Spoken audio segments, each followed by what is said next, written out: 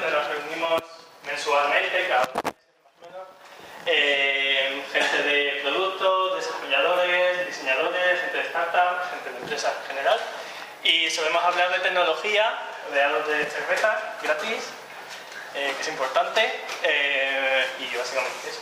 Hablamos de tecnología, intentamos acercarnos al mundo real, no son charlas académicas ni cosas así, sino experiencias reales y ese tipo de cosas. En Twitter estamos como Betavirs Granada, usamos ese hashtag. En Facebook tenemos un grupo que por cosas de derechos lo hemos llamado Alfavirs Granada, y básicamente eso. Hoy nos van a hablar Olmo y Juan Ramón de Kotlin, que es un nuevo lenguaje de programación que ha sido adoptado por Google, bueno, ahora nos contarán. Y nos va a hablar la empresa Wazu, un poquito lo que hacen y unas ofertas de trabajo que tienen para desarrolladores y DevOps. Y sin más, ahí está la cerveza, cogedla. Y vamos, dentro charla. Hija, ahí va eso. Después de esto, pues, Ahí va, dentro charla. después de esto haremos un pequeño network donde solemos hablar y demás, y conocemos gente, hacemos contactos, que es la parte más importante. Vale, Y ya está. ready. Muy bien. Pues ahora te digo cómo se maneja esto. Pues nada, buenas tardes a todos, muchas gracias por venir a este 21 Betavirs Granada.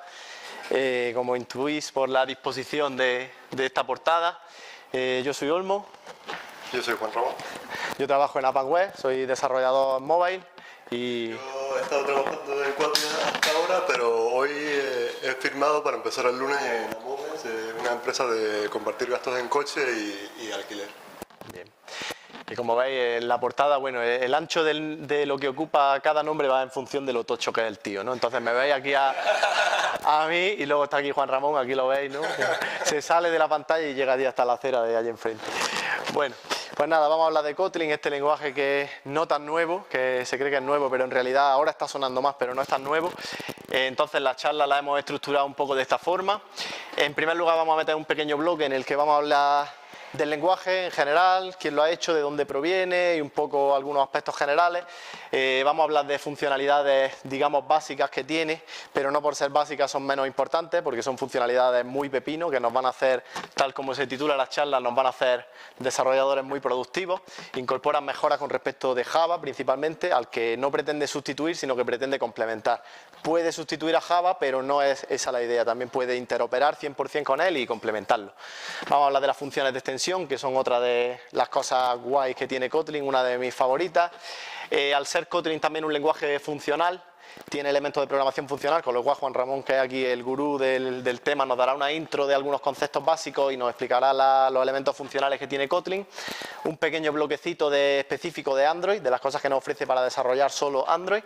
Y luego ya vamos a entrar en cosillas más avanzadas, chulas, como son los Advanced Types. Los HKT están aquí, ¿no? Sí. Los High Candidates Types, que ahí nos va a explicar Juan Ramón cosillas chulas, los DSL, y por último las corrutinas, que son una de las cosas más pepino que tienen el lenguaje, son de mis favoritas, que han entrado ahora en la 1.1, y es uno de los motivos para plantearse seriamente migrar a Kotlin. Pues bueno, respecto al lenguaje, empezábamos diciendo que es expresivo, yo voy a empezar mejor por aquí, creado por JetBrains. Supongo que muchos de los que estáis aquí sois desarrolladores, sabéis quién son esta gente, ¿no? Sabéis que son los que están detrás de algunos de los mejores entornos de desarrollo del mercado, como son IntelliJ IDEA, Android Studio, PHP Storm, PyCharm, el de Ruby se llama RubyMine, AppCode, etc. Los que hayáis trabajado con herramientas de JetBrains coincidiréis conmigo en que todo lo que hace esta gente es cremita, es canela fina. Pues Kotlin es el lenguaje de ellos y os diré que no desentona en absoluto, es decir, el listón alto que dejan sus herramientas, el lenguaje lo cumple de sobra y no desentona en absoluto. Dicho esto, decíamos que es un lenguaje expresivo. Con expresivo entendemos que escribiendo poco, con pocos caracteres, pocos tokens, hacemos muchas cosas. Ya iremos viendo ejemplos de la expresividad que tiene este lenguaje.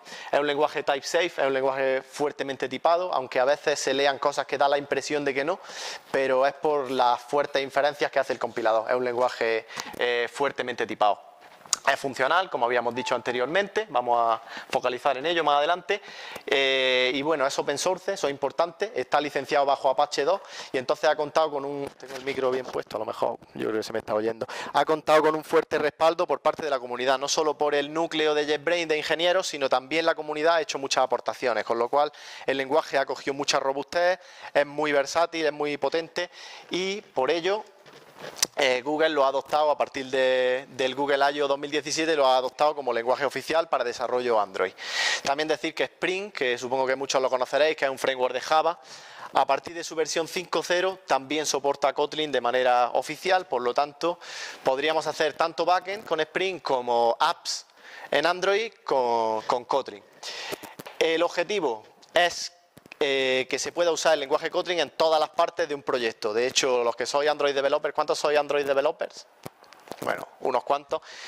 Conocéis el build.gradle, ¿verdad? Conocéis la configuración de Gradle. Pues esa configuración hoy ya se puede hacer íntegramente en Kotlin. Este señor la tiene hecha entera en Kotlin, que ahora nos va a explicar cómo. Entonces, bueno, estos puntillos mejor que los expliques tú, que te has pegado con eso. Aquí se pasa adelante. Y en el medio tienes láser.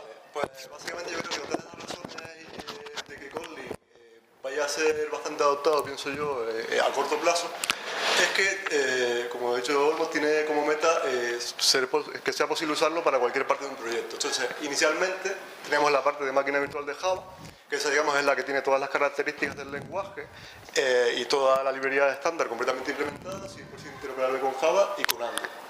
Pero, posteriormente han ido añadiendo, por ejemplo, la posibilidad de generar JavaScript a partir del código Kotlin. Y desde la versión 1.1 de Kotlin ya tiene también todas las características del lenguaje y casi todo lo que hay en la librería estándar, con interoperabilidad tanto con Node como con el soporte de los navegadores. Y por último, la más reciente, que sería Kotlin Native, que básicamente te deja ejecutar código Kotlin como código nativo a través del LLVM, tanto en Mac como en Ubuntu, como en procesadores de iPhone, Raspberry, etc.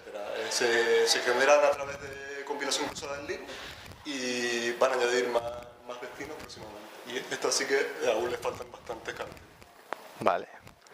Ok, pues dicha esa parte, vamos a empezar, como dijimos, con las funcionalidades básicas chulas que tiene el lenguaje. Vamos a hablar de las data clases, ahora veremos lo que son.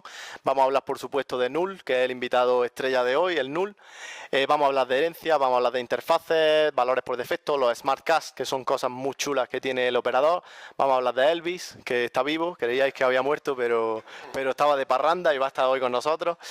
Herencia múltiple y testabilidad. Entonces, bueno, vamos a empezar por las data clases. Aquí tenemos el código de lo que podría ser una clase Java, que sería libro, no se lee muy bien, pero tendríamos nuestra clase book, libro, que nos va a acompañar a lo largo de hoy, por eso hemos puesto un poco ese código Java. Tendría 3 atributos que serían pues el identificador, un título y un identificador unívoco de la tapa, ¿no? A ver si lo cojo, si saco esto, a ver si saco, de la tapa, ¿no? Identificador unívoco de esto, ¿no? Entonces, como veis,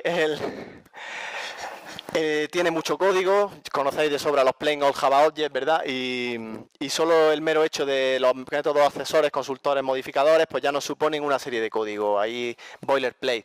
El equivalente Kotlin de esto sería este. Entonces veis ahí la expresividad a la que nos referíamos cuando en una sola línea de código hacemos todo esto.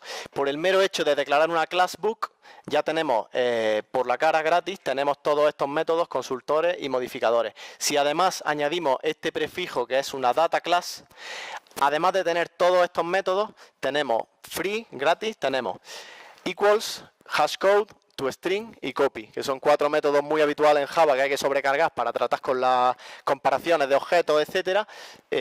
Nos lo regala Kotlin en una sola línea con las data classes. Vamos a hablar de nulidad.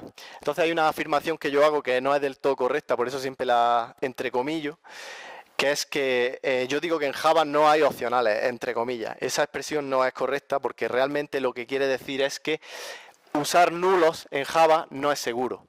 Entonces los gurús de funcional como Juanra pues me regañan cuando digo eso, pero al público yo creo que se le queda muy bien esa palabra opcional en español, en el sentido de que puede estar o no estar. Entonces que sepáis que voy a hablar de esa, entre comillas, opcionalidad, que no está bien dicho, pero creo que se entiende muy bien el hecho de que puede haber o no haber un valor.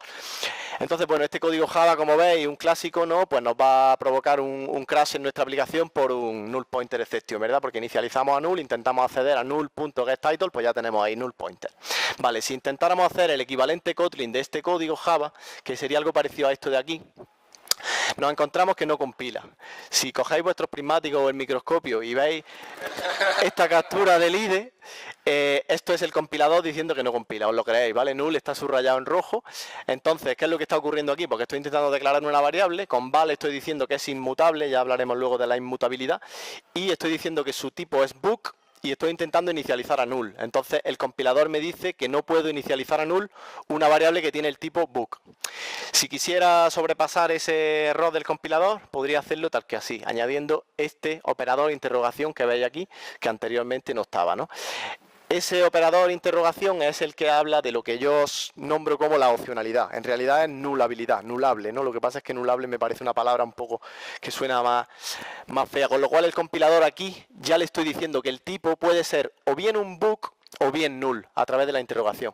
Y aquí el compilador sí me va a dejar inicializar a null. Pero, no obstante, este código sigue sin compilar. ¿Por qué? Veis que el punto con el microscopio está subrayado en rojo, porque el compilador necesita más información. Book.title no es suficiente. Entonces, tengo que aplicar este operador, que es la interrogación punto, para decirle, ahora sí, este código ya sí compila, que intente evaluar book.title. Si book no es nulo, evalúe su propiedad title, y si book es nulo no haga nada, no operar. Con lo cual, este código así sería válido, y cuando la ejecución de mi programa pase por aquí, encontraría que book es null, con lo tanto no haría nada esta línea y seguiría adelante, evitaríamos el null pointer. Con lo cual, pues con estos sencillos operadores hemos evitado el error del $1.000.000 que todos conocéis, ¿no? De Ken Beck, que pidió disculpas, etcétera. No hace el print directamente, salta la línea. Sí. No. Al ser null, al ser una variable nulable que es null, no llega ni a hacerlo, siquiera hace no operar. También comentaros que existe un operador que es el doble exclamación, que podría forzar este comportamiento peligroso que veíamos en Java. Es decir, el equivalente de Java que haría el mismo crash que esto en Kotlin sería esto, el doble exclamación. Que aquí estaríamos forzando al compilador a que evalúe por fuerza book.title, aun sabiendo que book es null. Con lo cual el compilador nos deja la responsabilidad a nosotros y dice, pues ahí tienes tu crash, tú te arreglas con tu crash como mejor sepas. Vale. Vamos a hablar de la herencia muy brevemente porque no tiene nada de especial, pero sí que hay un caso que hay que comentar. Dada nuestra data class, ya la conocéis, nuestra data class libro, vamos a intentar crear una subclase suya que sea novela, ¿no? Su código sería tal que este, tiene los mismos atributos que libro y añade un atributo que es el resumen. Vale. La herencia en Kotlin se hace tal como en C++, con el operador este 2 puntos, y veis que a la vez que indico la clase padre, también indico qué parámetros voy a pasar en la construcción a la clase padre, con lo cual estoy creando un libro como clase padre y le estoy pasando el identificador, le estoy pasando el título aquí y le estoy pasando el ID de la tapa. Con lo cual, nuevamente tenemos la expresividad de que en este poco código estamos diciendo muchas cosas. Bien, este código tampoco compilaría, ¿por qué? Porque las clases por defecto en Kotlin son todas finales, son final classes, es decir, no se puede heredar de ellas por defecto. Entonces, si quisiéramos heredar novela de nuestra clase libro, tendríamos que declarar libro como open class. En el momento en el que digamos que esta clase está abierta, ya sí podemos heredar de ella. Esa es la única salvedad. Interfaces, vale, si tenemos la típica interfaz Java que podríamos ver aquí, una request con un genérico que sería un T, ¿no? Y le ponemos un atributo de tipo T que se llama client, ¿qué pasaría? ¿Quién me dice qué pasaría con este código Java? Pista, está en la slide, en verde. ¿Qué pasa? No compila. ¿Por qué no compila? ¿Quién me lo dice? Efectivamente, pegatina de Betavis para Antonio. Dásela, porfa. Las interfaces Java no pueden tener atributos, solo pueden tener definiciones de métodos. Con lo cual, este código no compilaría. El equivalente Kotlin, que es este, sí que nos permite tener un atributo de tipo T que se llama client y nuestro execute igual. Vale, ahora, siguiente cosa. Si yo quisiera ponerle un cuerpo por defecto a este método execute, quisiera ponerle una implementación por defecto, ¿qué tendría que hacer? ¿Qué se os ocurre? ¿Qué transformación le haríais a este código? Una abstract class, sí señor. Pegatina. Efectivamente, como dice el compañero, habría que declarar la abstract class. Este código ya compila porque puedo ponerle una implementación por defecto y además puedo poner el atributo T que no me dejaba antes al ser una abstract class. Pero ¿qué problema me plantea el abstract class? A ver si a alguien se le ocurre. ¿Qué limitación tiene el abstract class? ¿No me permite hacer qué? No puedes combinar cosas. Herencia múltiple. No puedo hacer herencia múltiple con la abstract class, solo puedo heredar de una. Por lo tanto, en Kotlin, que tenemos este equivalente, no vamos a tener ningún problema. Podemos declarar el atributo sin ningún problema, podemos poner un método, un cuerpo por defecto al método y al ser una interface podemos hacer herencia múltiple. Con lo cual esa limitación de Java está salvada en Kotlin. O sea que a una interfaz entonces también le puedes poner el comportamiento. Sí, puedes poner implementación por defecto al método, aquí. En Java 8 ya tiene parte de eso, pero en Kotlin es un poco más. Sí. ¿Qué habría con una clase? Con una clase que no es abstracta, la clase sería concreta. Claro. ¿Y cómo manejarían la...? Pero bueno, si queréis dejamos las preguntas para el final porque la... Tal vez, bueno, lo podemos hacer en plan participativo o las preguntas al final si quieres. Hace falta ir haciendo... Sí, venga, vale. Vale. Bien. Pues nada, aquí había montado yo un tinglado con el patrón builder explicando el telescoping constructor problem y tal, pero por darle foco a lo importante, mencionar muy brevemente que al igual que otros muchos lenguajes, pues Kotlin permite valores por defecto en los parámetros, al igual que C++, al igual que PHP y al igual que otros lenguajes que conocéis. Por lo tanto, podríamos crear nuestro libro sin ningún parámetro, podríamos crearlo con el ID y el título, con el ID, el título y el cover ID y de todas las formas posible al existir pues estos valores por defecto, ¿no? Creo que nada nuevo, eso ya lo conocíamos. Los smart cache, que eso sí es bastante pepino. Recordamos nuestro código de antes, que teníamos un libro ahí que era anulable. Este código recordáis que no compilaba porque le faltaba este operador. Y este código sí compila al tener interrogación. Vale, pues ojo al dato. Si yo pongo un chequeo de nulidad en una condicional, es decir, si yo compruebo que book es distinto de null, entre este bloque, entre esta llave y esta llave, yo voy a poder usar book.title de forma segura, porque el compilador es capaz de inferir que yo estoy comprobando la nulidad aquí. Por lo tanto, sabe que aquí dentro book nunca será null. Entonces, este código que no compilaba antes, aquí dentro sí compila. Eso es los smart cache, es una de las cosas más útiles que tiene Kotlin. Por otro lado, los smart typecast. Dada nuestra pequeña jerarquía de clases, que ya la conocéis, nuestro libro y nuestra novela de siempre, vamos a hacer cositas con el código. Entonces vamos a declarar, por ejemplo, esta variable que tiene el tipo de la clase padre, book, pero va a ser inicializada a la clase hija, novela. Entonces, si quisiéramos hacerle un casting, veis que su tipo es book. Si quisiéramos hacerle un casting a novela, lo haríamos tal que así. Este es el casting de toda la vida de Java, el de los paréntesis, el de C++. En Kotlin es así, lo cual me parece bastante elegante, intuitivo y legible. Y con este casting podríamos acceder al resumen, que es propiedad de la clase hija. Pero, aquí viene lo gracioso. Si hacemos un chequeo de tipos, que el is que veis aquí es el instance of de Java, si hacemos un chequeo de tipo en un if, nuevamente, dentro de estas dos llaves, podemos acceder a novel como si fuera una novela, aunque sea del tipo padre, porque el compilador nuevamente infiere que hay un chequeo de tipo y novel aquí dentro será una novela. Por lo tanto, los typecast son una herramienta bastante útil. Vamos a hablar del Elvis Operator. Entonces, todos conocéis la típica ternaria de Java en la que decimos si title distinto de null, interrogación, y decís title, y si no, escribo este guioncito, ¿no? Para imprimir de manera null safe, ¿no? El equivalente Kotlin de ese código sería tal que este. Declaro title como anulable o como opcional, decía yo, entre comillas, y hago esto, title, evalúo, interrogación, dos puntos, y si no, escribo el guioncito. Por lo tanto, pues veis que con menos código consigo lo mismo.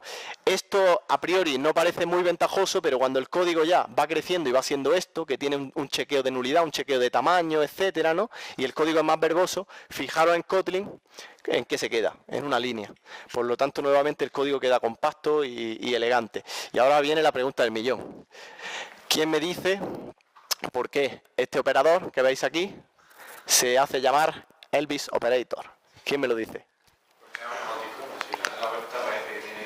Joder, tío, es la puñetera máquina, tío. Lo ha acertado a la primera, eso no lo acertó nadie en todas las veces que se ha planteado. Efectivamente, en un alarde de imaginación, veis que si eso lo rotáis 90 grados, son unos ojitos con un tupé. ¿Veis los ojitos y el tupé? Ahí.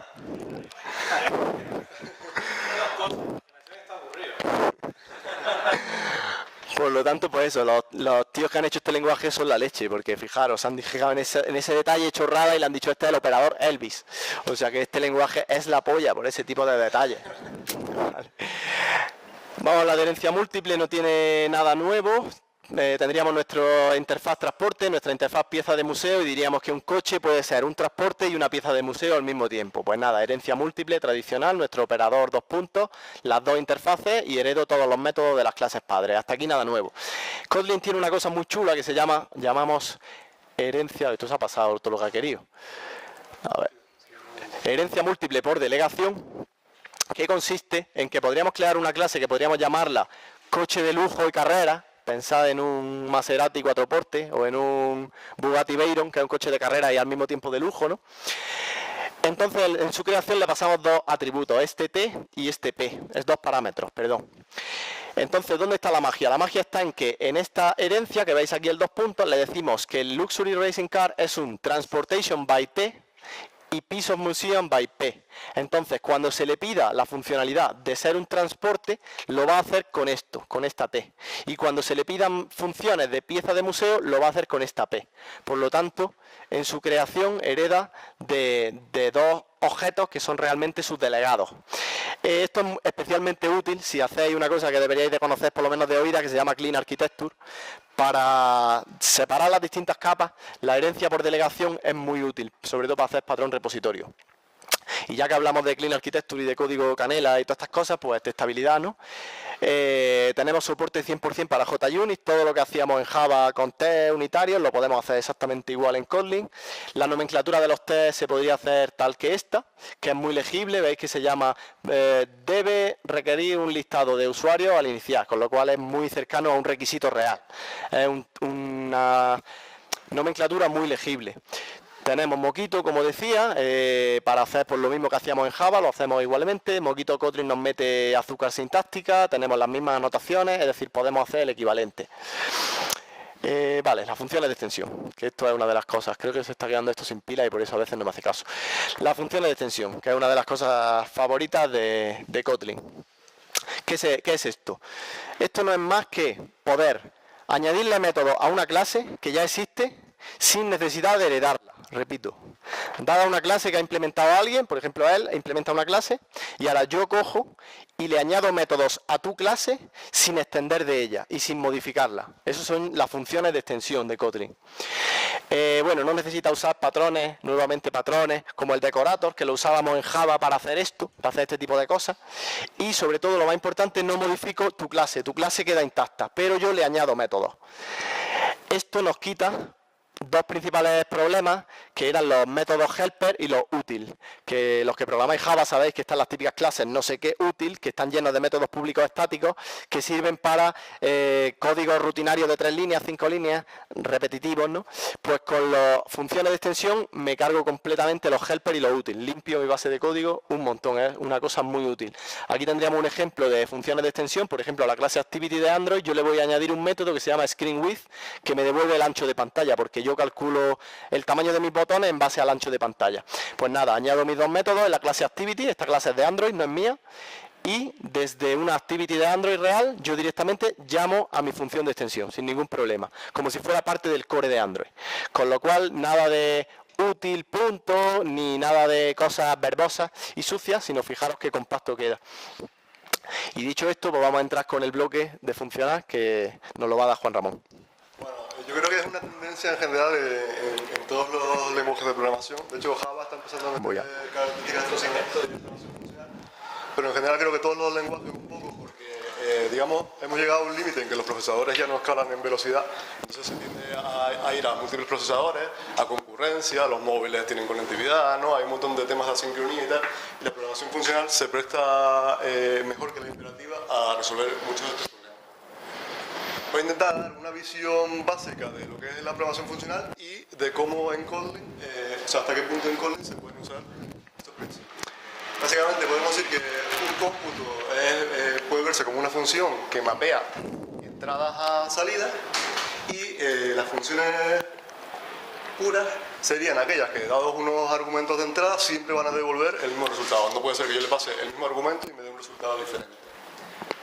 Eso implica que no tiene efectos colaterales observa y en general se intenta que las definiciones de las funciones no mientan. Por ejemplo, cuanto tú más puedas entender lo que es una función, nada más ver la definición, pues menos tienes que ir a ver el código. Por ejemplo, si tienes una función pura que no recibe parámetros, sabes automáticamente que va a devolver un valor constante, porque si la única forma de no devolver un valor constante sería que fuera impura. O tendría que tener un parámetro diferente.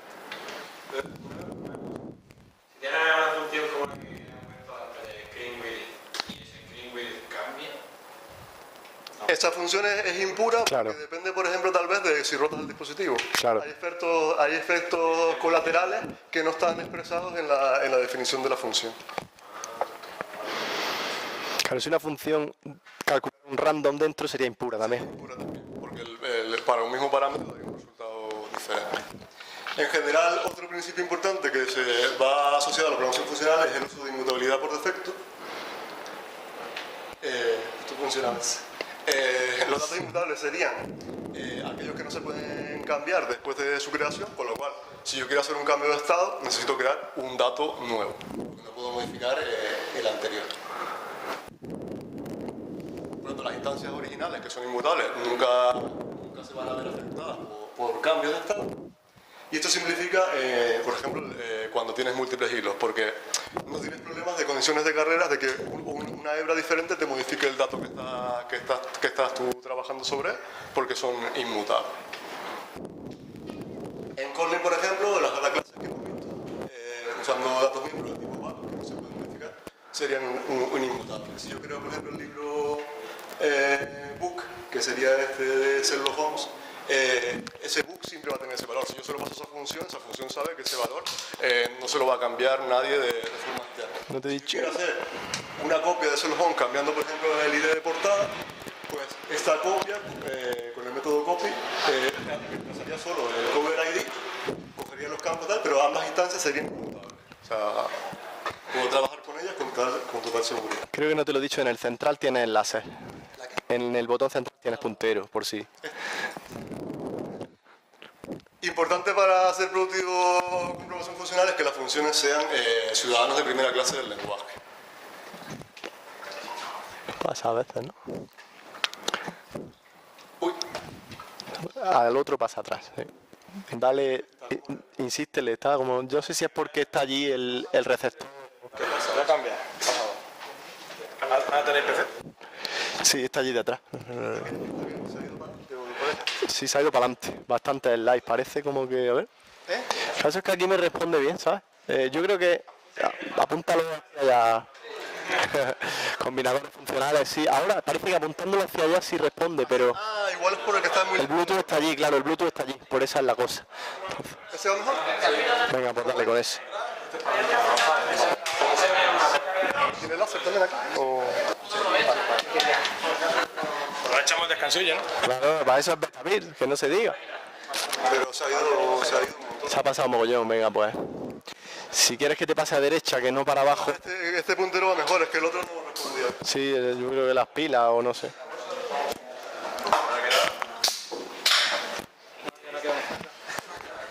No, esta de eso ya.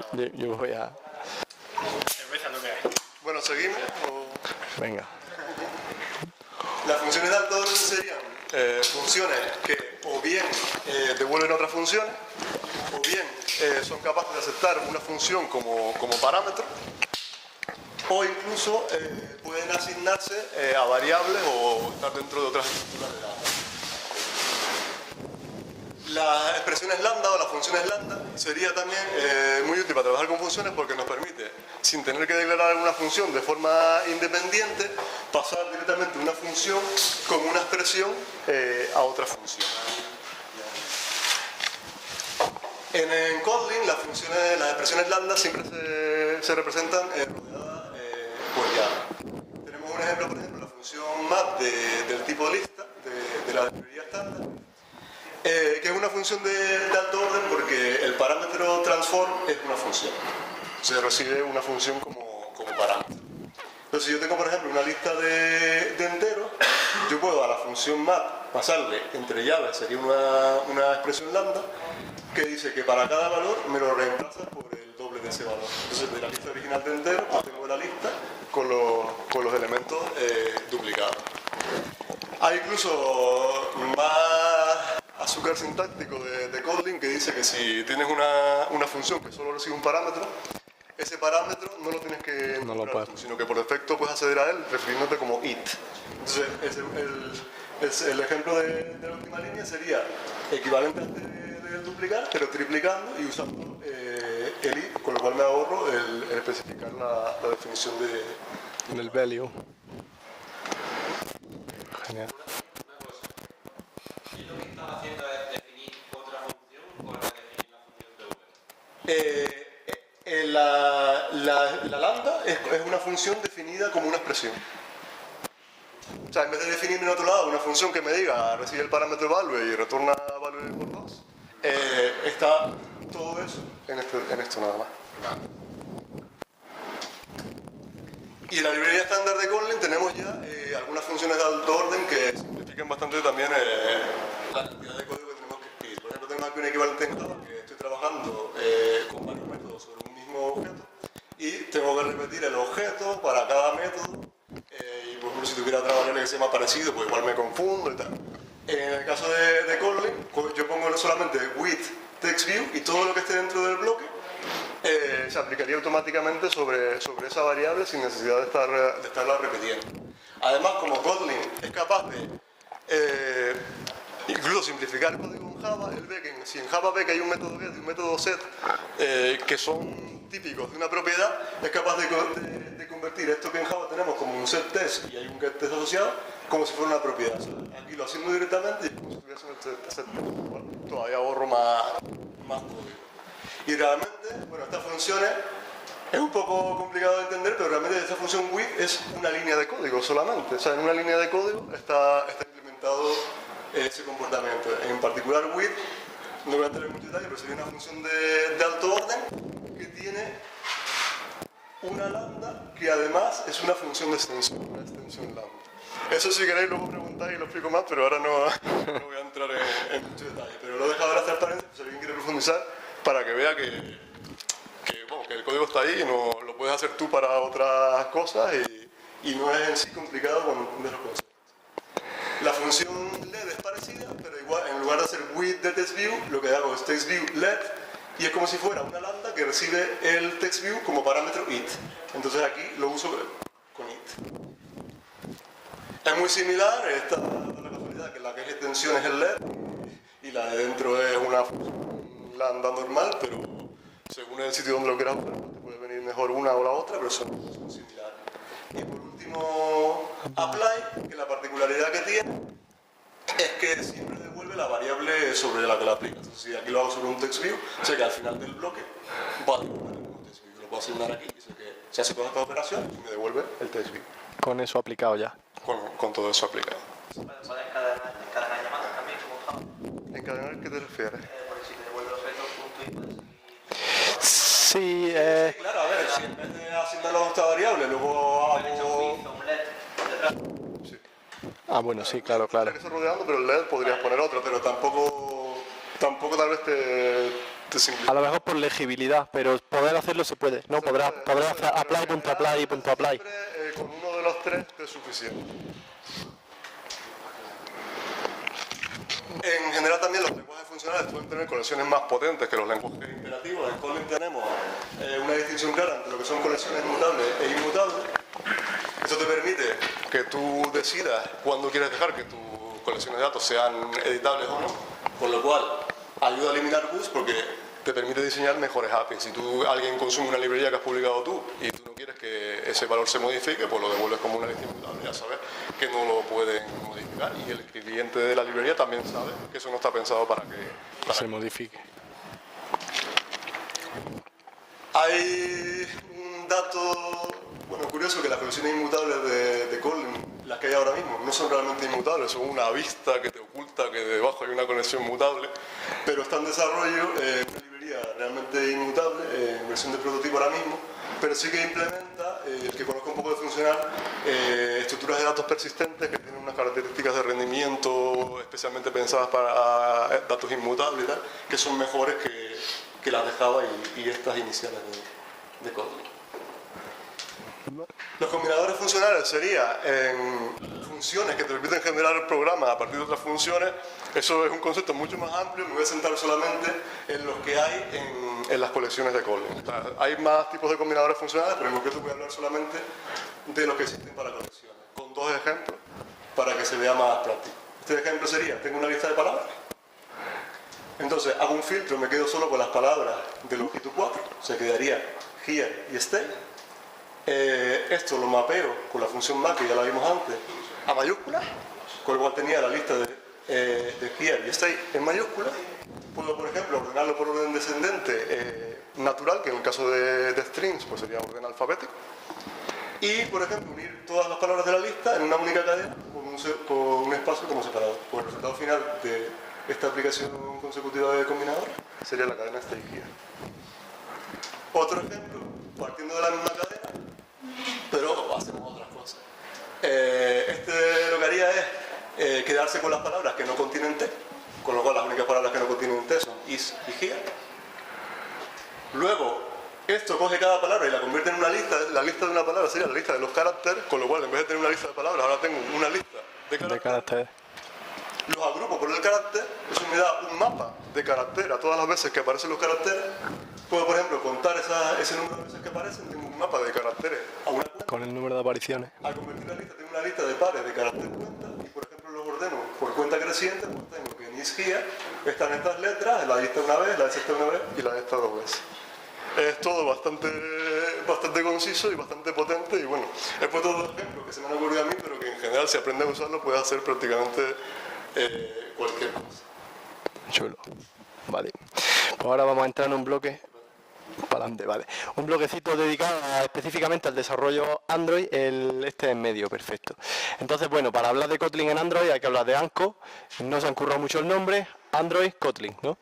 Es una librería también open source de JetBrains, que lo que nos introduce, bueno, es un gran arsenal de funciones de extensión, además de otras cosas, para hacer el desarrollo Android muy placentero. El desarrollo Android es delicioso apoyándose en esta librería. Por ejemplo, ¿qué nos dan? Pues manejo de SQLite, de base de datos, que sabéis que es bastante verboso y bastante tedioso en Android. Nos lo dan muy mascado para que sea muy cómodo y no tengamos ni siquiera que plantearnos el uso de ORM, de terceros para mapeo objeto relacional. Nos da también bindeado de vistas, binding de vistas, que si conocéis una librería que se llama Butterknife, deberíais de conocerla, pues hace parte del trabajo que hace esta librería. Free. También nos ayuda a manejar la sincronía de un método, bueno, una forma primitiva que luego se ha evolucionado a la rutina, pero también con esto nos quita todo el fastidio de los listeners, de los callback hells y todo lo que se nos formaba un poco en Java.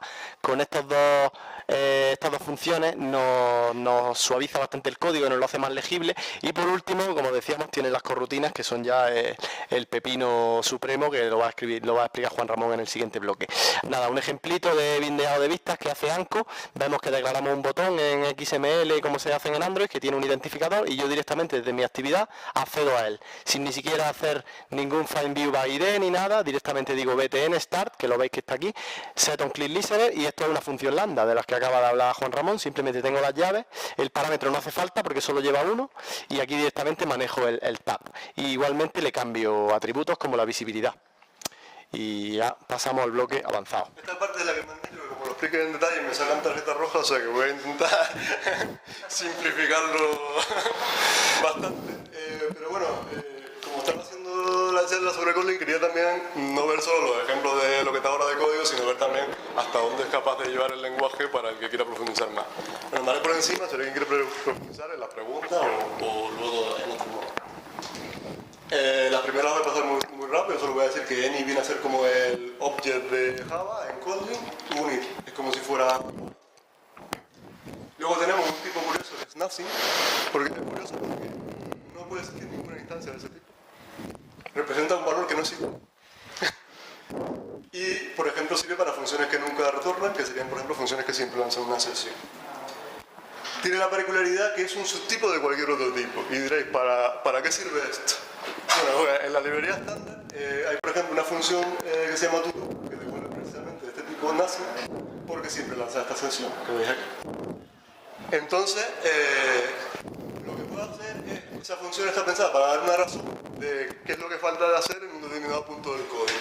Yo puedo tener esta función, esto debería hacer algo, lo dice, y debería devolver un tipo de A, pero yo en realidad le digo, no, esto lo implemento así. Y esto funciona, compila, y el código ejecuta. Obviamente si llamas a esta función va a dar una excepción, pero si llamas a otros puntos del código va a funcionar sin problema.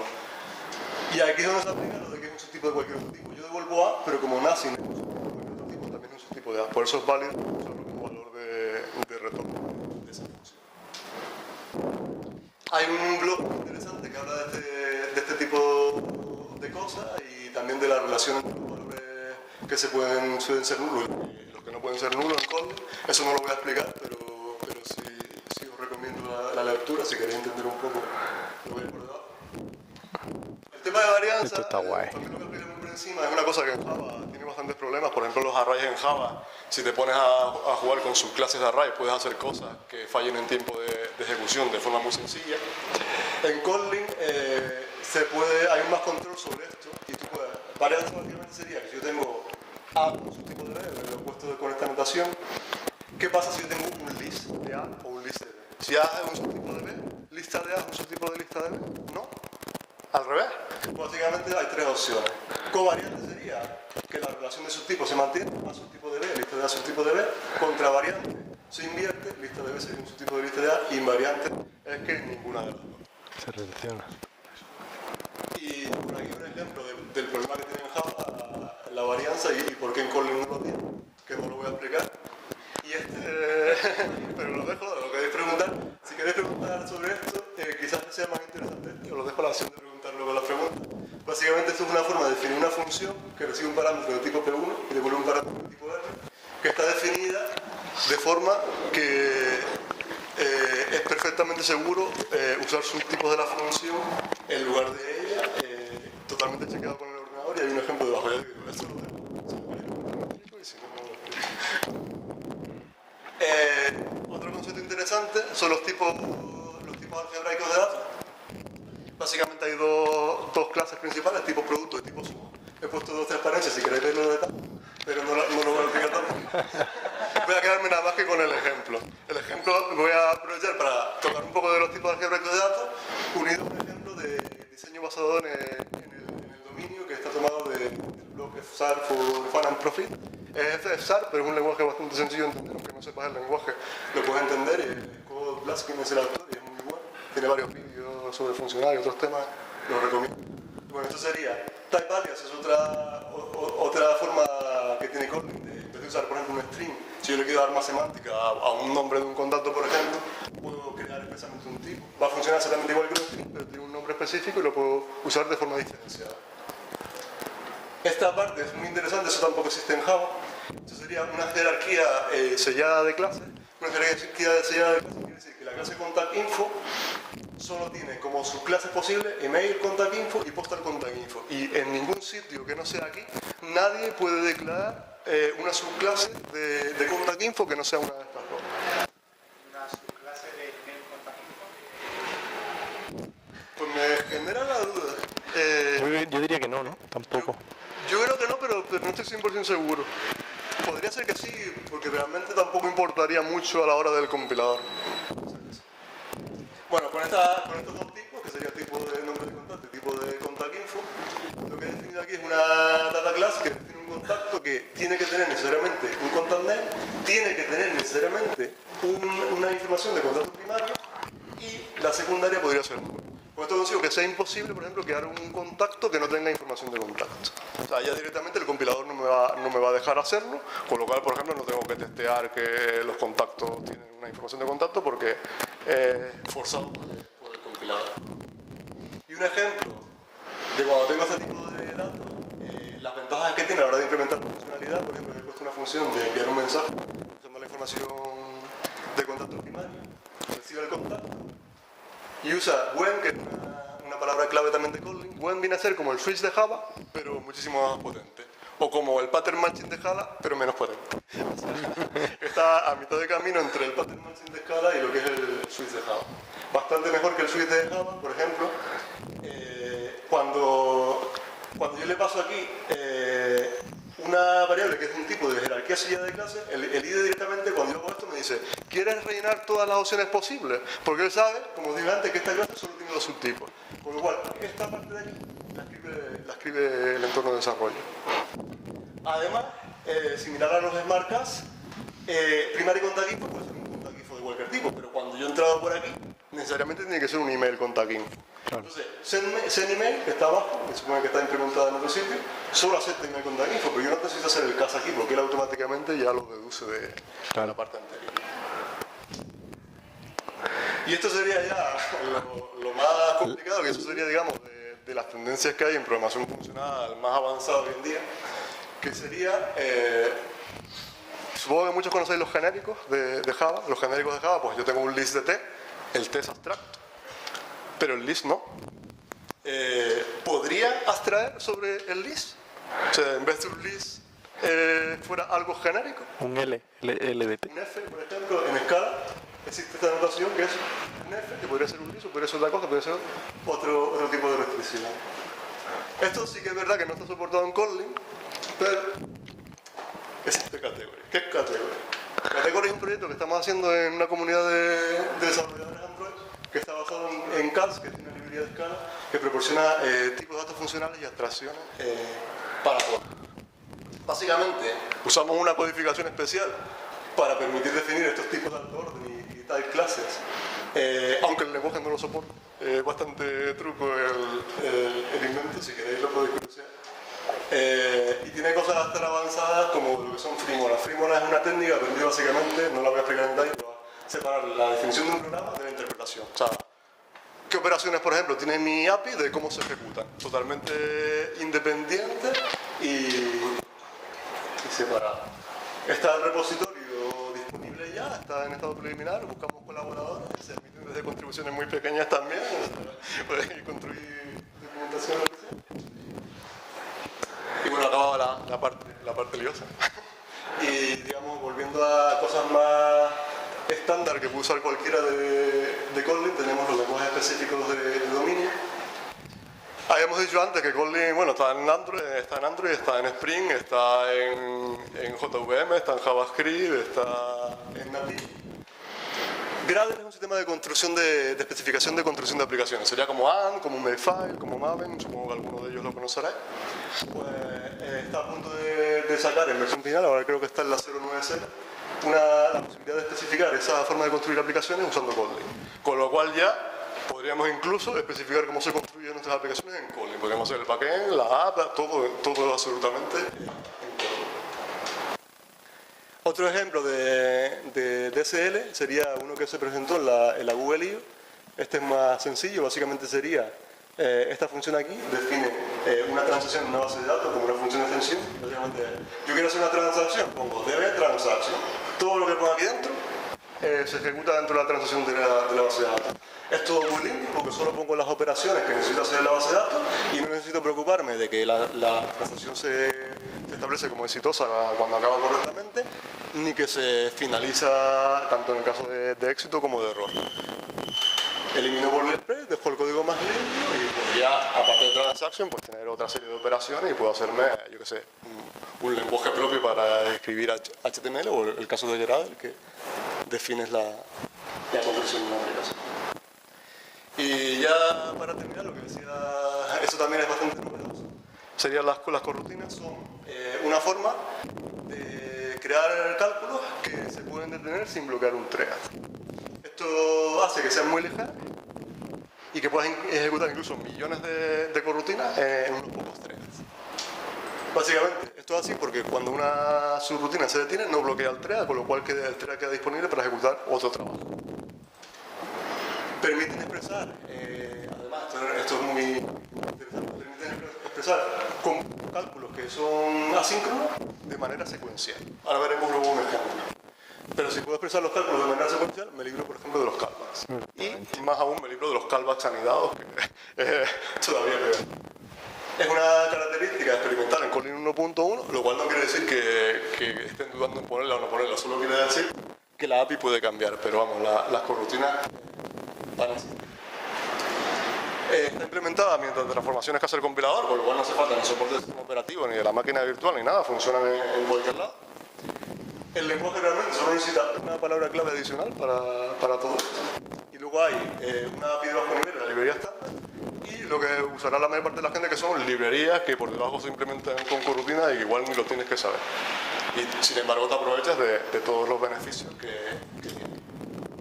Un ejemplo tomado de la guía de Kotlin X Coroutines sería que las funciones se suponen que hacen algo útil, pero en realidad para el ejemplo solo se esperan un segundo y no devuelven un valor.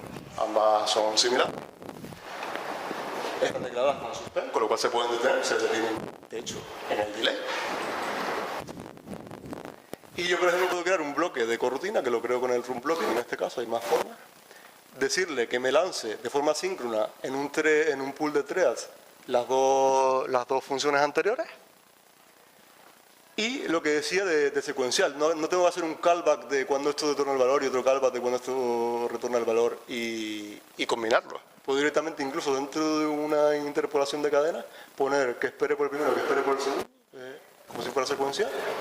Y al final el primer tiempo, como esto se ha ejecutado en paralelo, podemos ver que el tiempo no fueron 2 segundos, sino solo ligeramente por encima de un segundo.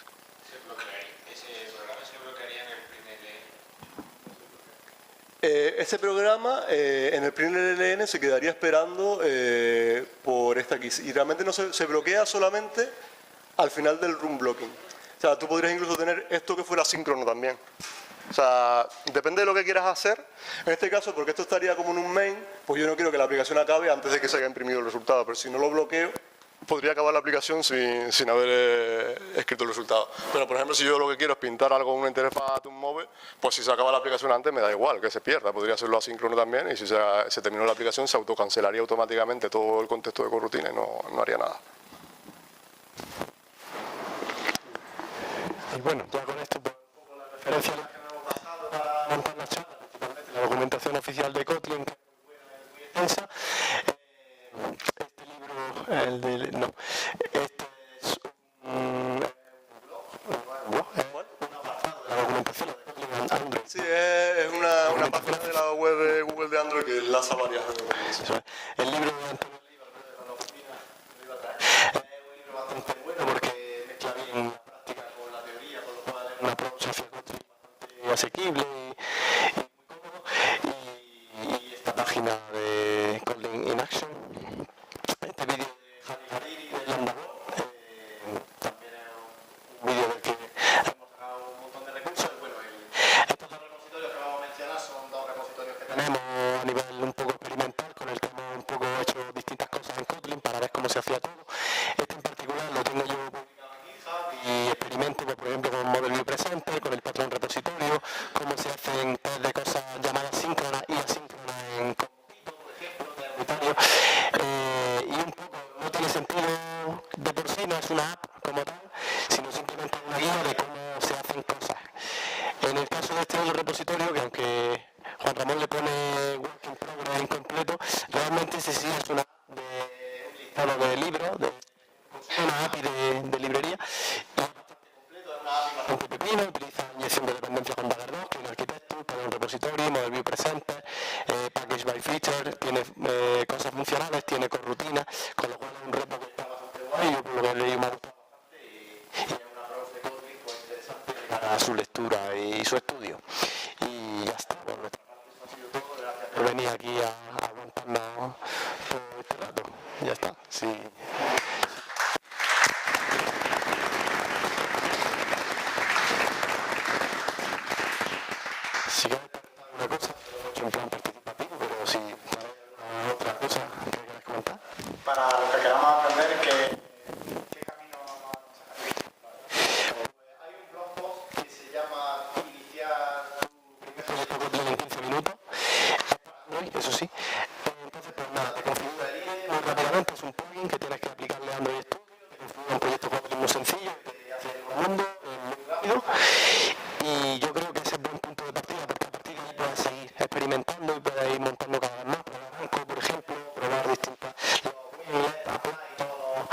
Sí. o puedes empezar, digamos, a abrir muchos caminos para investigar lo que a ti te interese. O sea que lo veo un buen punto de partida. Si sabes Java, en realidad se aprende Kotlin bastante rápido. Casi toda la gente que, por ejemplo, está haciendo Android, en cuestión de semanas ya están sacando código en Kotlin sin problema.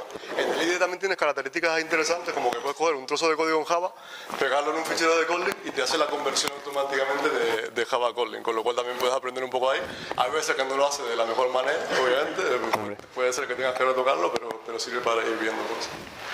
¿Habéis programado con mi IDE que no sea de JetBrains? No tiene mucho sentido, creo, porque básicamente la compañía que desarrolla el lenguaje y la que desarrolla el IDE es la misma, con lo cual el soporte que tienes no lo vas a tener en ningún lado. Kotlin es un lenguaje, aunque lleva varios años en desarrollo,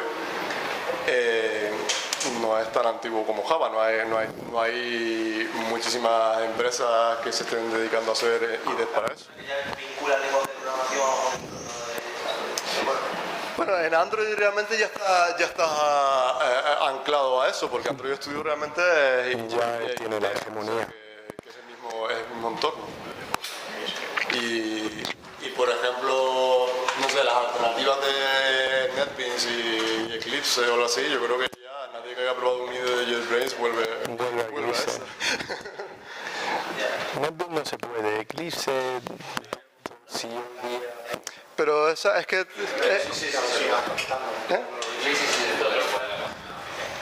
Sí, lo habrá hecho JetBrains también, el plugin para Eclipse seguro, pero bueno. ¿Qué pasa con la performance? ¿Con la? Con la performance. Esto me genera código adicional, o sea, ¿yo puedo generar un código más optimizado en Java directamente o...? Esto en performance no tiene nada que envidiar con Java. Básicamente no tiene prácticamente ningún overhead con respecto a usar Java, incluso la interoperabilidad. No tiene overhead, por ejemplo, porque las listas, aparte de lo que dije antes, de que, por ejemplo, las listas inmutables realmente son vistas de solo lectura, de colecciones mutables, son vistas de solo lectura de la array list de Java. Con lo cual no hay que hacer conversiones ni... Esto genera bytecode del tirón, ¿no? Sí. De hecho, tienes en el... sí que repercute un poco en el tamaño de tu APK cuando haces código. Tiene un pequeño sobrecoste de tamaño que... Tienes la librería estándar que tienes que meterla y...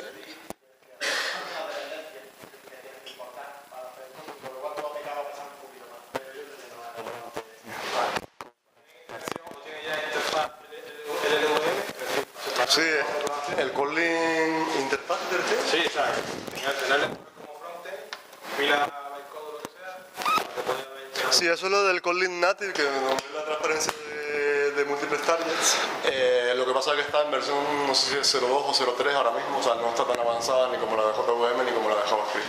Pero es cuestión de tiempo. Igual que no lo he nombrado, y no lo han dicho ellos expresamente, pero ahora mismo el Native te puedes generar código para procesadores de iPhone, pero no puedes generar interfaz o algo así, o sea, no puedes hacer una aplicación completa ni yo.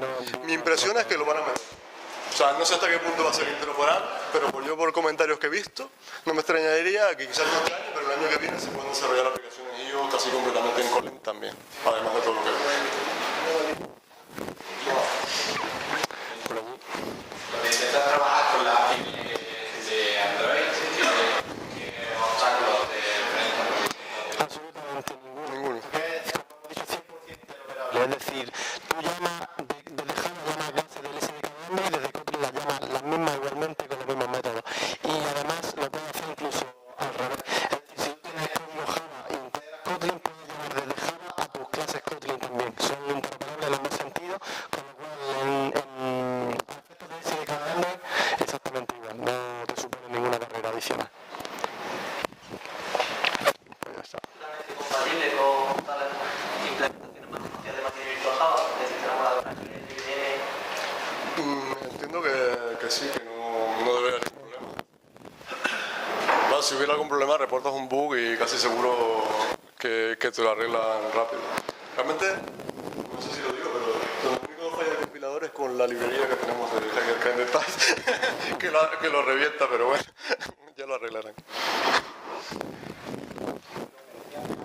Va a ser plugin para usar. Es una librería. Una librería, sí. El plugin de Android Studio. Un plugin simplemente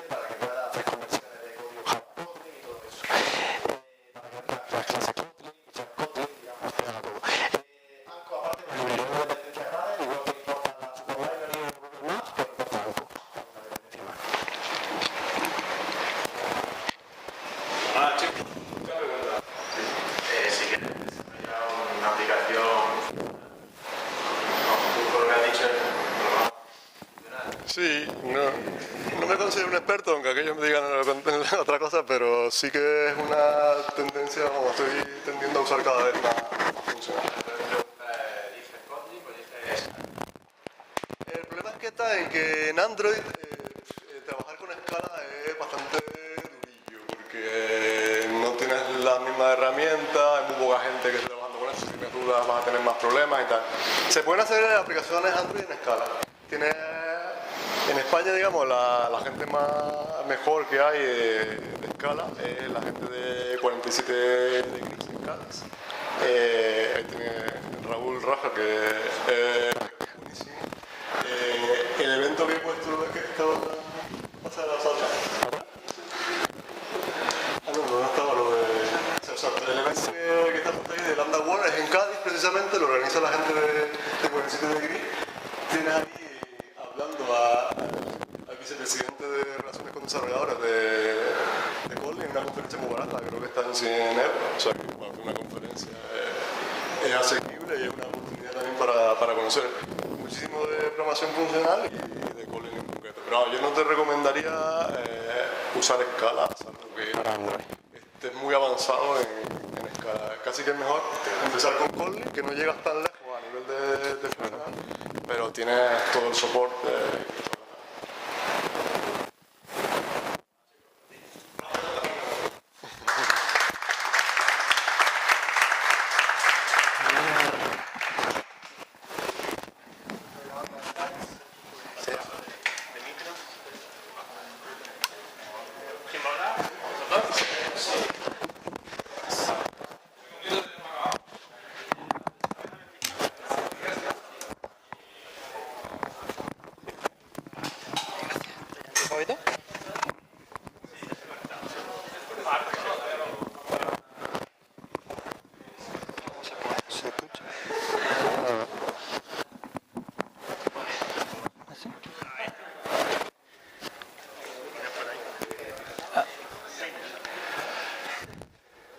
Nada, ahora ellos nos van a comentar un poco lo que hacen y algunas ofertas de trabajo que creo que tienen abiertas.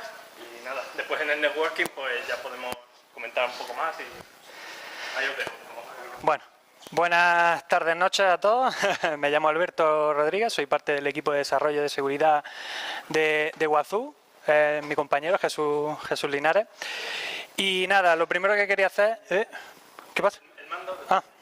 Antes de lo que hagas tú, yo cuento rápido esto. Lo primero que quería hacer es dar las gracias a Chema y a David por habernos incluido en la charla a última hora, ¿no? que estaba un poquillo apretada la cosa y nos urgía poder presentar la empresa hoy, así que muchas gracias. Tenéis que disculparnos porque no hemos hecho una presentación exclusivamente para esto, por la falta de tiempo, por el poco tiempo que tenemos y por el poco tiempo que hemos tenido también esta semana, que tenemos una release calentita, pues, acompañando al tiempo, y no hemos podido hacerlo más extenso, ¿no? Entonces, venimos a explicaros quiénes somos en Wazoo y qué es lo que hacemos, ¿vale? Wazoo es una startup que tiene sede en Silicon Valley, nace de la mano de Santiago Basset. Santiago Basset era parte del equipo de desarrollo en Alien Bolt, en Silicon Valley. ¿Conocéis Alien Bolt, la empresa Alien Bolt? Es una de las empresas de seguridad actualmente más importantes del mundo. Va a salir a bolsa, creo que por un valor de unos 700 millones de dólares. Entonces él estaba en el equipo de desarrollo y vio en el producto, en un proyecto de software libre que se llama OSEC, un proyecto que nace en 2006 aproximadamente, y vio que estaba muy desaprovechado. Es decir, era un software ampliamente usado por administradores de sistemas para temas de seguridad, pero vio que no había ninguna empresa detrás que lo acompañara, ¿no? De manera que se pudieran solucionar toda la serie de problemas que van surgiendo y añadir nuevas funcionalidades que se adaptaran a las necesidades que tienen las empresas, que van cambiando. Entonces, Santiago Basset deja la empresa Alien Bolt y funda Wazoo, ¿vale? Wazoo es un fork del proyecto OSEC y añade otra serie de funcionalidades que luego el compañero Jesús nos va a explicar un poco mejor. Decir que Wazoo es una startup con solo 2 años de antigüedad, pero en esos 2 años hemos tenido un crecimiento exponencial, ¿no? Bueno, no sabía que íbamos a estar grabados, así que no voy a decir nombres, pero bueno, imaginaros empresas. Bueno, empresas como una empresa con una manzana mordida, ¿no? Una empresa de aviones que tiene 747 aviones, una empresa que en inglés es arte electrónica, en fin, bueno, lo que quiero decir con esto es que con 2 años solo de longevidad que tiene la empresa, ha tenido un despliegue brutal. Y aquí viene el dato importante, en estos 2 años se ha invertido cero prácticamente en publicidad. ¿Cuál es la filosofía de la empresa? ¿Cuál es la filosofía que sigue haciendo? Invertir todo lo que gana en hacer un buen producto. Es una empresa cuyo producto es software libre. Cualquiera puede descargárselo, instalarlo, utilizarlo, lo que quiera. Entonces, quiero decir, es un gran atractivo, ¿no? Que siendo una empresa de software libre, como desarrollador me siento orgulloso, ¿no? Que no tiene nada de malo invertir también en marketing, pero a mí me gusta mucho, ¿no? Que una empresa prefiere invertir en mejorar su propio producto lo primero. ¿De acuerdo? Entonces, ¿se me olvida algo de qué contar?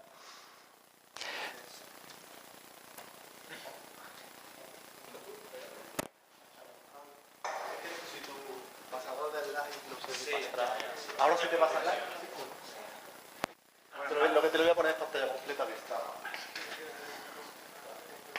Bueno, no tenemos mucho tiempo, así que me voy a entrar mucho en detalles técnicos, pero sí voy a contar lo que hacemos, ¿no? OSEC es un sistema de distribución basado en host. ¿Qué quiere decir que está basado en host? Que se instala lo dice en host, ¿no? En el servidor. A mí me gusta compararlo con Snow. No sé si conocéis el nombre aquí. ¿Qué es?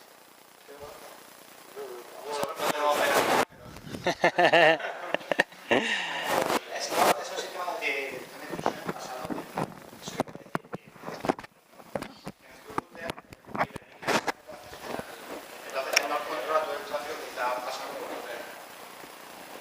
¿Cuál es una por el cual tiene tanto auto? Es porque de cara a hoy día todo se ha movido a la nube, la famosa nube, lo que más de otros. Y en la nube nosotros hoy día coges Amazon, levantas 50 máquinas y tú tienes tus servidores, ¿no? Pero no tienes el control entre comillas de la red. Entonces si tú no puedes controlar tu seguridad, porque solo tiene un host, precisamente OSEC su punto fuerte sería ese, ¿no? Y también el tráfico lo puedes controlar con Snow. Estamos hablando del tráfico que sobre todo hoy día la mayoría del tráfico va cifrado, ¿no? Pues OSEC, como ya llega a nivel de host, podéis controlar mucha más información. Entonces eso es un poco comparando, situándonos donde estamos. Y bueno, ¿para qué sirve OSEC, no? Como podéis ver en la transparencia tenemos como en la parte OSEC tenemos como 4 componentes. Cada cajita tenéis que tener como un componente que reporta información, ¿vale? Y OSEC se divide en 2 partes principales, los agentes y los managers. En nuestros servidores de producción tenemos un agente muy liviano, que es el que recopila toda la información. Esa información se manda a un manager y ese manager, ese servidor central, es el que analiza esa información. Y ahora, ¿qué información es la que mandamos? ¿No? ¿Qué es lo que hacemos? Pues lo primero que tenemos es los análisis. Ese componente, collector, que es el nombre más técnico, lo que te hace es, tú configuras una serie de logs para monitorizar y esa información la manda al manager y la analiza. ¿Qué analizamos? Pues, por ejemplo, imaginaros que tenemos un servidor web donde se están, por ejemplo, logueando todos los accesos al servidor. Entonces, podemos decir una serie de reglas que digan, por ejemplo, lo siguiente.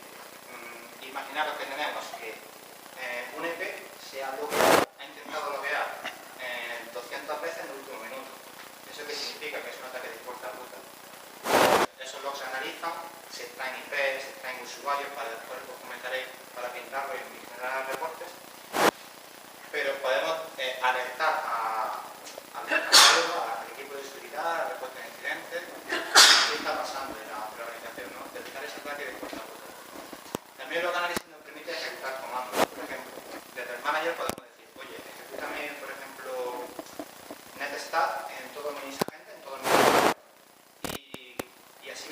si alerta si la salida no. ¿Eso qué quiere decir? Que si un puerto nuevo se levanta o se cierra, me voy a enterar. Si alguien levanta cualquier tipo de servicio, me voy a enterar. Esa sería la funcionalidad principal de los análisis.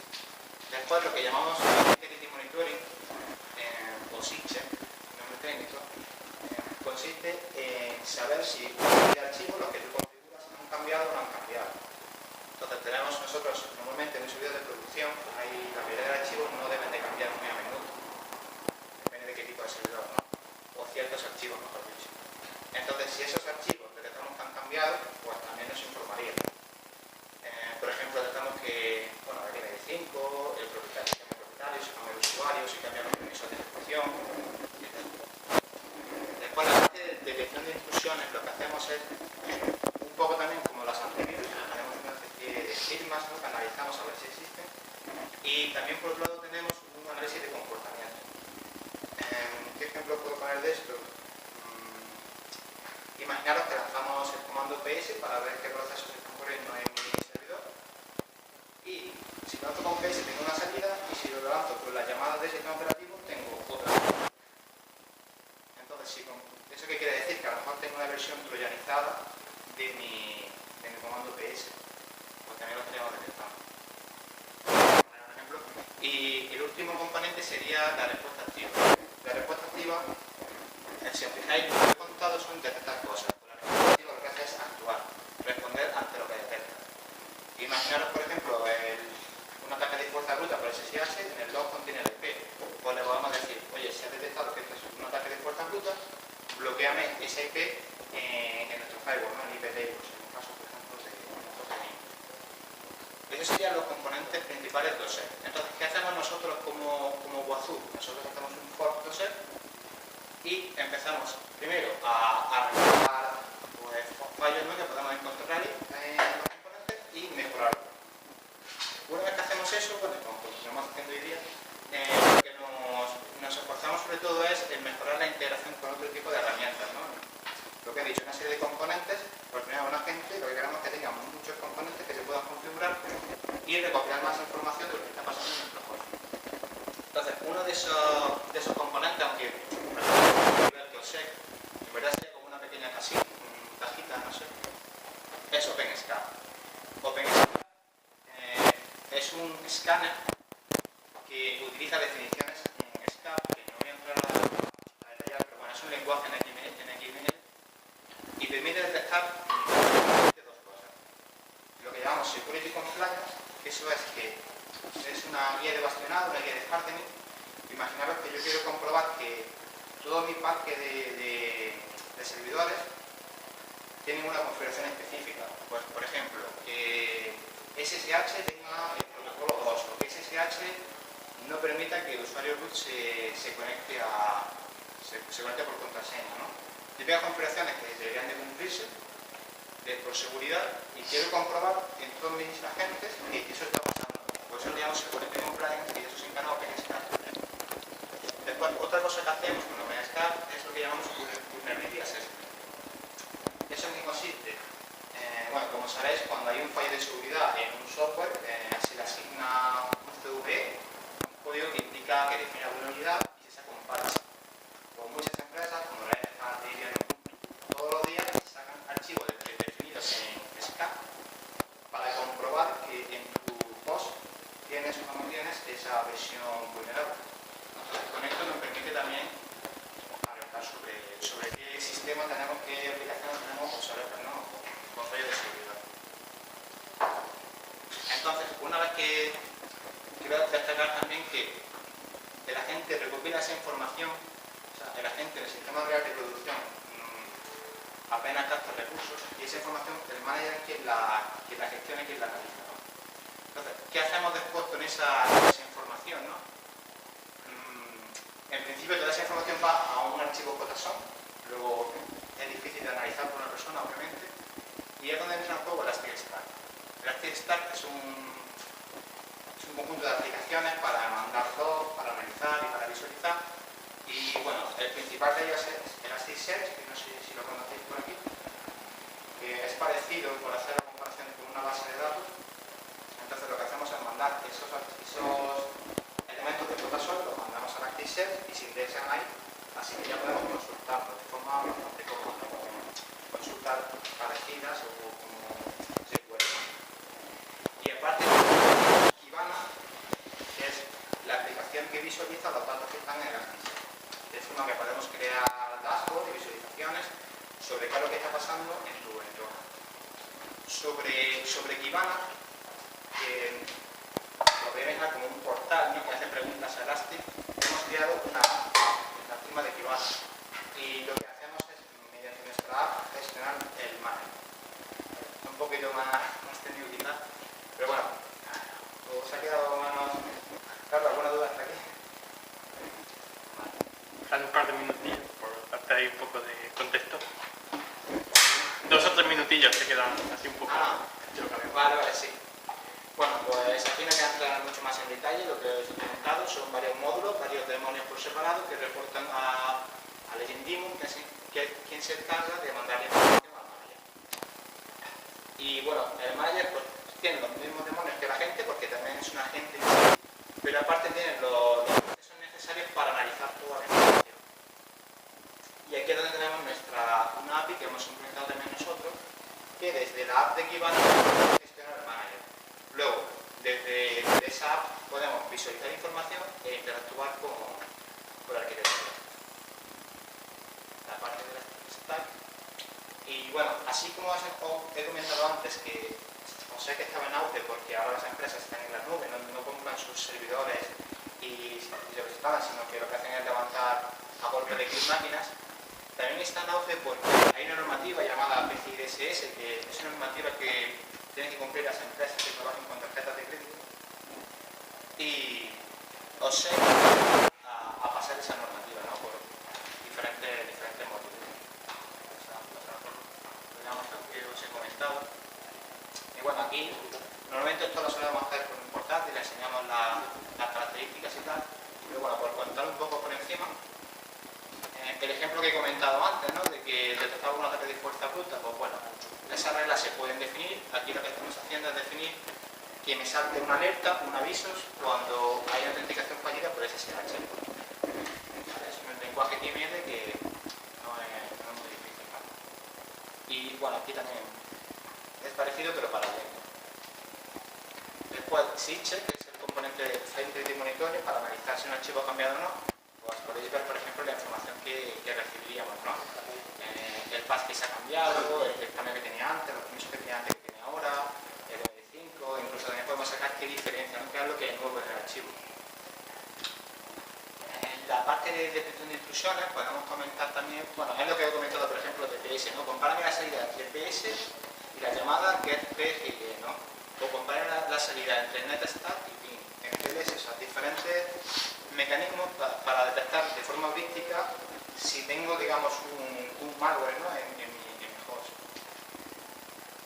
Esto sería el contenido SCAP, que es para comprobar diferentes checks, ¿no?, lo que decía de SSH. Por ejemplo, aquí estamos comprobando que en el archivo de SSH config no se permita contraseñas vacías, ¿no?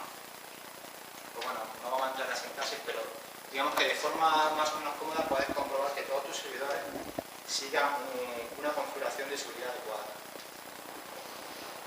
Este es un ejemplo de una regla específica de Amazon. Y bueno, eso es un poco de forma express lo que... Bueno, yo por añadir ya, que como habréis ya podido todos deducir, Wazoo es un software muy orientado a la seguridad forénsica. Quiero decir que a pesar de que tiene respuesta activa para ciertos tipos de eventos, está muy enfocado a tener un control muy visual sobre todo lo que está pasando en las redes de ordenadores de las empresas. ¿Qué quiero decir con esto? Pues que también está muy orientado a lo que ha dicho Jesús, al PCI, ¿no? ¿Por qué nos contratan las empresas? No solo por tener ese control sobre las redes, sino porque también por normativa, cualquier empresa española, por ejemplo, tiene que a un auditor que llegue del Estado, pues tiene que poder darle... pues los registros de SSH de los últimos 3 meses, siempre y cuando esos servidores contengan datos de tarjeta de crédito o datos bancarios, ¿no? Exactamente. Entonces ese tipo de datos delicados se acoge a esa normativa y es por lo que muchas empresas, pues no solo ya por tener, como digo, ese control, sino por la normativa les viene bien. Entonces, ¿en qué cosas? Sí. No, solo comentar, ¿en qué programamos? ¿Qué cosas? ¿Cómo desarrollamos? Antes de empezar con eso, también Sí. quiero decir que todo lo que hacemos es open source, ¿no? Y también ese es uno de nuestros puntos fuertes, ¿no? Todo lo que hacemos, publicamos, no tenemos ahora mismo nada privado, ni se planea tener nada privado.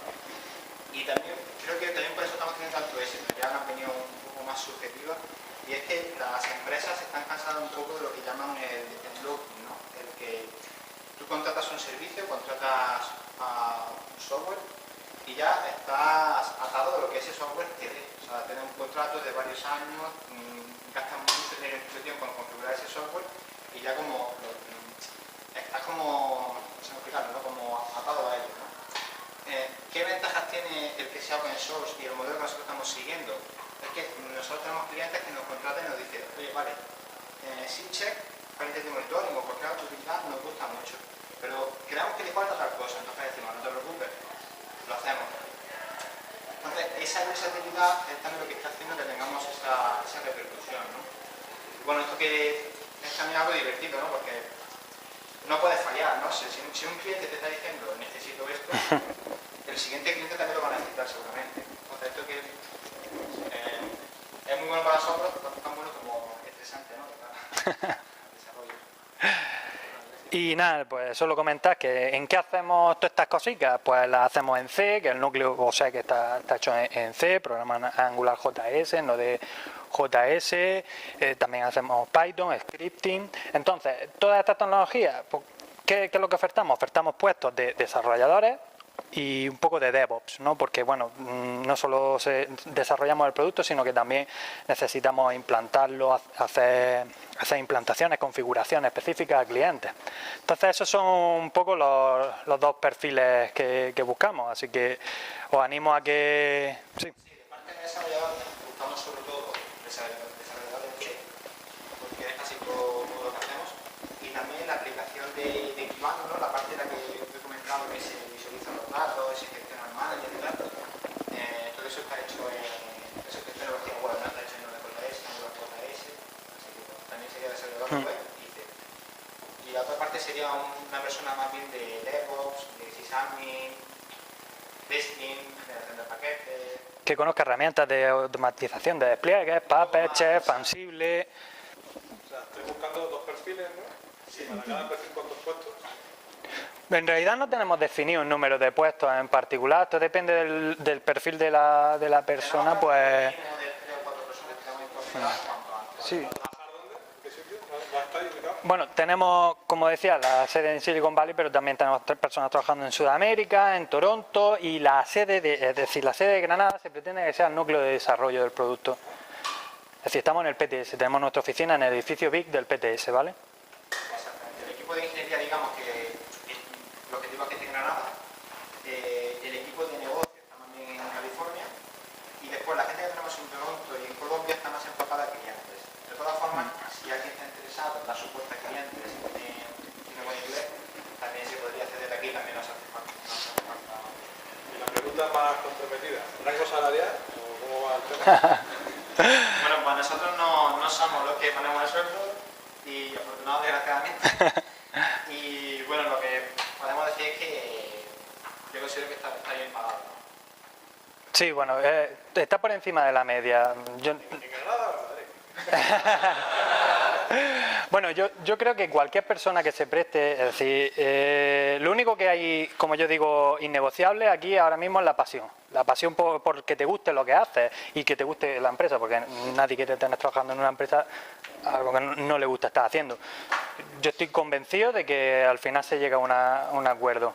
Vamos, quiero decir, nosotros somos desarrolladores, no estamos aquí para vender nada, hemos venido a hablar de esto, pero yo me baso en mi experiencia en que estoy tremendamente contento, así que... ¿Eres contento? La estamos aquí. Y lo estamos haciendo voluntariamente, estamos hablando de Guazú voluntariamente y porque nos encanta el proyecto y porque creo que es nuestro deber también compartir con la comunidad de desarrolladores esta oportunidad.